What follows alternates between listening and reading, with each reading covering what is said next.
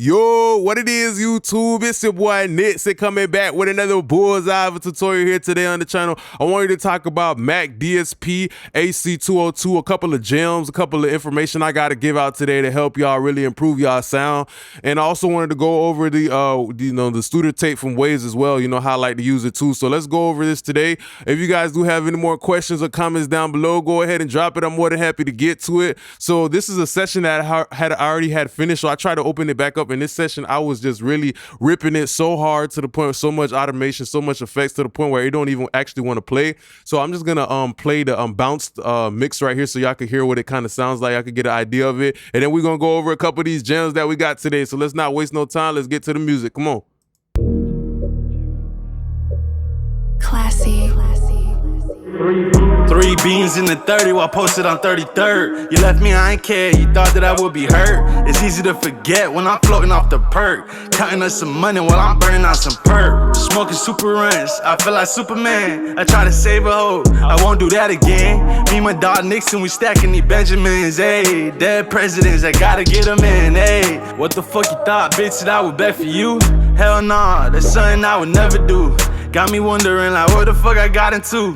Can't be fucking. All right, so y'all get the basic idea of that today. So the very first thing I wanted to talk about is using the McDSP AC202. So this McDSP AC202 is pretty interesting compared up to like a lot of other plugins, because this one is actually modeling a bunch of different type of tape machines. So the Studer tape is usually like the most popular one. You see a lot of emulations of that, like with the UAD and even the Waves, J37 tape. So originally this one came from, I think his name is Will Studer. He was the guy that was working in Abbey Roads with the Beatles, in England and everything like that. And that's pretty interesting because a lot of the studios back in the day, what they usually did is they had their own technicians, their own people in-house that would, make all of the equipment for them and, make all of that stuff. So that's pretty interesting to know too.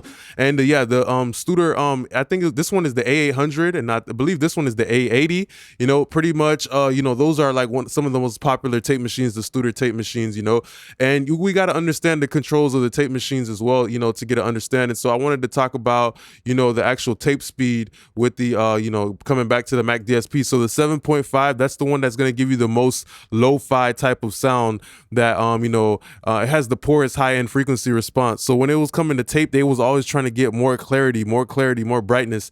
They were losing a lot of fidelity because as that tape is rolling and rolling and rolling and going through, a lot of the sharpness of the track can start to get lost. Then you have 15 IPS, that's the most neutral one. That's pretty much the one I use mostly for vocals. And then after that, you have 30 IPS, which will, has the best high frequency response and will make it sound the most brightest. So it's pretty important to understand these things, just because like you can use this as an effect to make your vocals sound brighter without using any boosting EQ. With the McDSP AC202, I like to put it in front of the Autotune. And the reason why I like to do that is so that the Autotune doesn't react to some of the low frequencies. Sometimes people are rapping with Autotune and they're hitting every note right, but sometimes some of that rumble in their voice, a croak in their voice, can start to make the Autotune sound weird. So, Seth Firkins was a guy who he used to love using his McDSP AC202 because, it kind of rolled off a little bit of that subs from somebody who has a deep voice like Future. But even if you don't have a deep voice, I think it's pretty good to just hit it with a little bit of McDSP AC202 because it will kind of like turkey based. It will kind of mariner. It will do the marination process before it even hits the oven, which is the Autotune. So the Autotune, you can get a little bit more aggressive with the settings, kind of like how I did right here. I was at 6 retune speed.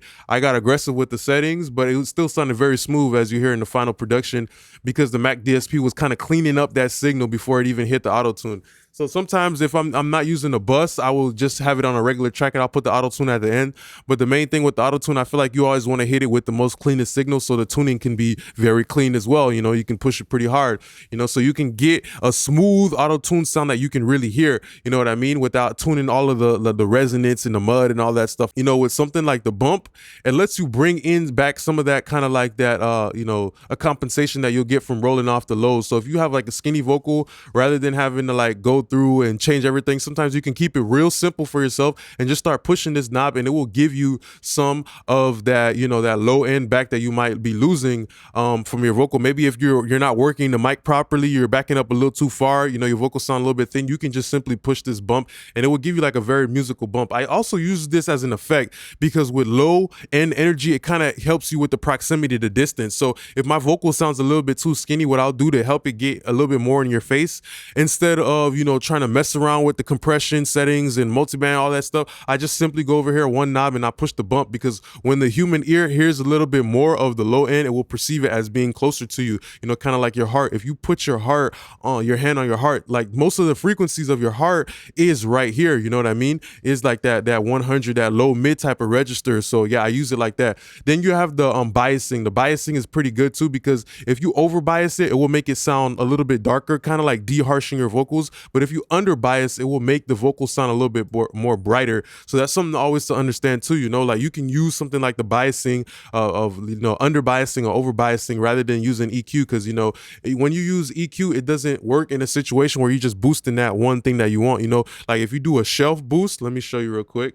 So let's say you're like on something like a SSL EQ, then you start going to that little red knob and you start pushing it. You know, pretty much what you're doing is like a high shelf. So let's say your high shelf is like, you put it like at, you know, 5K or whatever like that, right? And pretty much what happening is that you're also boosting everything, you know, above that. That's what a shelf does. Like, so if you're looking at the SSL EQ, that little red knob, and you pushing it to get some brightness, just know that you got to understand, is it a bell or a shelf? So if you do a shelf, you're not only just boosting where you're starting at, but you're boosting everything on the top. And sometimes, you know, you might have some type of room resonances or stuff like that, you know, because no room is perfect. You might have a room resonance or something like that, that you're insinuating that you're making even worse by doing like a shelf. So that's why I always like to find alternative ways to do, you know, get my brightness, if it's like a bright compressor or a bright tape type, you know. So that's what it does as well. So that's pretty good, you know. And the last thing I wanted to talk about with the McDSP AC202 is if you put it on auto, it will kind of put it in a situation where it's doing like a vocal writer for you. You know, Seth Firkins, he used to like to use something like this a lot, because what it will do, if you put the AC202 in front of the Autotune before it hits like your vocal bus, right? What's going to happen is that your signal is going to be like contained. So pretty much like it's going to hit your whole signal chain a lot more even. So that's another gem that you can use with the McDSP AC202. You know, other plugins that I really like that, you know, give me something similar would be something like the you know, let's go in here a little bit different. So my vocal chain, Neve pre into the CL1B. Another thing I really like to use is like the J37. I like to use this preset right here a lot. I keep it on 15 IPS and I use this type of tape. So, you know, you have a couple of different tape formulations in this one, but in the actual AC202, the only thing you get is different tape machines, which is pretty raw. So I want to show you guys something too with the McDSP. You know, so with the McDSP, you got to understand like the frequency response of that bit too, you know. So like the tape will actually do the de-harshing for you, because as soon as you put the vocal through the tape, what's happening is that it's doing this little roll off for you, but not in an EQ way, in like a saturation type of way, you know, where it's like responding to the signal. So, you know, it does the natural de-harshing for you. So sometimes if you feel like your vocal is a little bit too harsh, why not just put a tape, you know, the McDSP 202 or any type of tape. You know, it doesn't have to just be this plugin. That's what I'm trying to help y'all understand. You know, when I talk about this stuff, it could apply to a lot of other stuff too. So why not use something like a tape that's going to smooth out the highs for you, and that's going to de-harsh your vocals for you. So ever since I started using the McDSP, I only been using like one de-esser, you know, so, you know, pretty much that one de-esser has been enough for me. And this song I use two, but most of the time I only use one.